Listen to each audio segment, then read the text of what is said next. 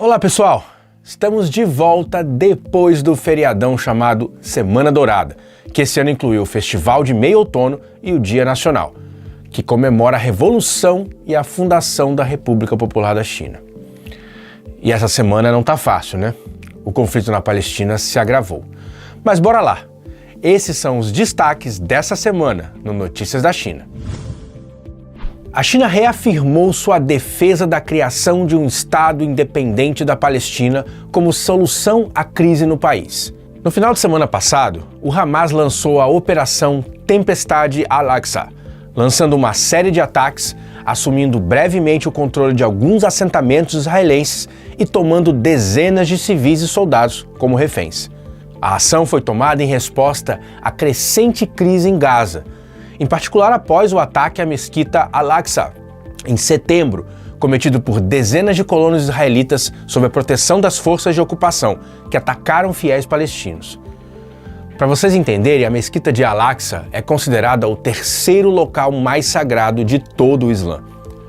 Ao ser questionada sobre o anúncio dos Estados Unidos de envio de ainda mais munições e equipamento militar para Israel, a porta-voz do Ministério das Relações Exteriores, Mao Ning, afirmou que o diálogo e a negociação são a saída fundamental.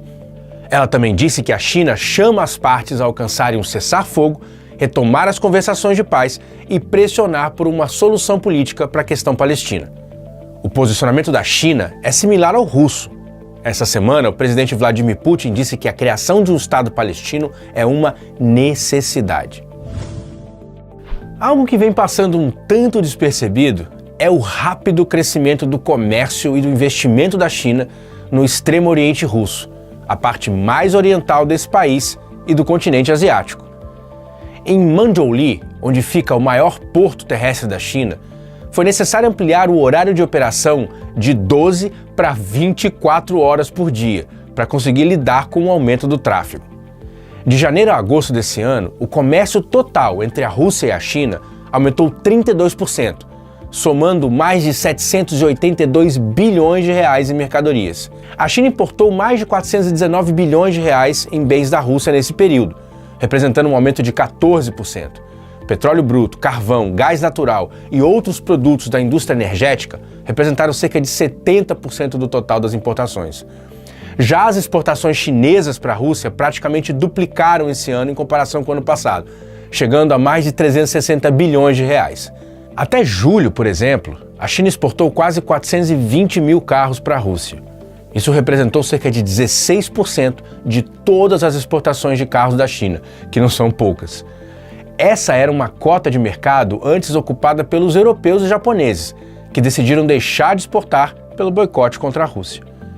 No Extremo Oriente também se encontram as cidades fronteiriças de Hehe, na China, e Blagoveshchensk, na Rússia. Esse é um ponto de acesso à ferrovia Transsiberiana, que tem acesso direto a Moscou e muitas outras cidades russas importantes. A conexão entre as duas cidades é cada vez maior. E não é só econômica. Elas estão ligadas por pontes, balsa e teleférico. E o mais interessante, não há mais controle de passaporte na fronteira para os residentes. As crianças chinesas aprendem russo nas escolas em Hehe, enquanto as russas aprendem mandarim nas escolas de Blagoveshchensk. O primeiro-ministro russo, Mikhail Mishustin, disse que o valor anual do comércio deve atingir um recorde equivalente a R$1 trilhão esse ano, uma meta que era esperada somente para 2024. Os 8 dias de feriado do Festival do Meio Outono e do Dia Nacional da República Popular da China passaram e mostraram sinais de aumento da atividade econômica no país. As receitas do turismo provenientes do feriado da Semana Dourada superaram os níveis anteriores à pandemia. A receita do turismo doméstico nesse feriadão superou 750 bilhões de yuans, o equivalente a mais de 520 bilhões de reais, com aumento de 1,5% em comparação a 2019. O aumento do número de turistas internos foi de 4,1%, também na comparação com 2019. Foram 826 milhões de viagens. Em relação ao ano passado, significou um aumento de 71% e de quase 130% em termos de gastos. As vendas das principais empresas de varejo e restaurantes tiveram um aumento de 9% na comparação interanual.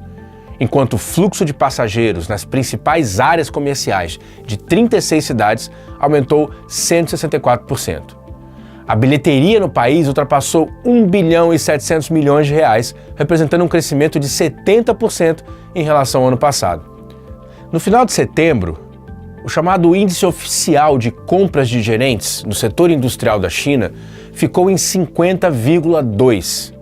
Esse índice é uma medida das tendências econômicas na indústria e foi a primeira vez que entrou em território positivo desde abril, após vir aumentando consecutivamente nos últimos 4 meses. Bancos como o Citigroup e o JP Morgan aumentaram suas previsões de crescimento econômico nos últimos dias para 5% para a China esse ano. Os 19º Jogos Asiáticos em Hangzhou se encerraram com a China no topo da lista com 201 medalhas de ouro. Uma dessas medalhas de ouro foi no breakdance, esporte cada vez mais popular e que estreou nos Jogos esse ano. Mais de 40 dançarinos de break de toda a Ásia participaram dos Jogos. Liu Qingyi, de 17 anos, conquistou o ouro de breakdance para a China e se classificou para os Jogos Olímpicos de Paris ano que vem. Na competição masculina, o chinês Qi Xiangyu conquistou o bronze, o Japão ficou com o ouro e a Coreia do Sul ficou com a prata. O breaking dance chegou à China na década de 80, junto com a cultura hip hop, mas só ganhou força nos últimos anos, com destaque em programas de TV muito populares como o Dança de Rua da China, e também com o anúncio do Comitê Olímpico Internacional em 2020 de incluir o breakdance entre os esportes oficiais. Em janeiro desse ano, a China apresentou uma equipe nacional de breakdance composta por 4 atletas femininas e 4 atletas masculinos, com idades entre 15 e 30 anos. Além do sistema de treino robusto e apoiado pelo Estado, o breakdance vem se tornando popular entre o povo chinês. Não existe um número oficial de breakdancers em todo o país, mas Zhejiang, que foi uma das primeiras províncias a promover fortemente o esporte, tem mais de 20 mil dançarinos de break. Embora a popularidade do break na China esteja em ascensão, o esporte ainda enfrenta algumas resistências, especialmente por parte dos pais que priorizam os estudos acadêmicos às atividades extracurriculares, especialmente as não convencionais, como o breakdance. Bom, esses foram os destaques dessa semana na China. Curtam, compartilhem, comentem. Sigam também a gente nas nossas redes sociais, no Twitter, no Instagram, no YouTube. Se você ainda não recebe nosso boletim, vai lá no dongshennews.org/pt e se inscreve. Até a semana que vem, pessoal!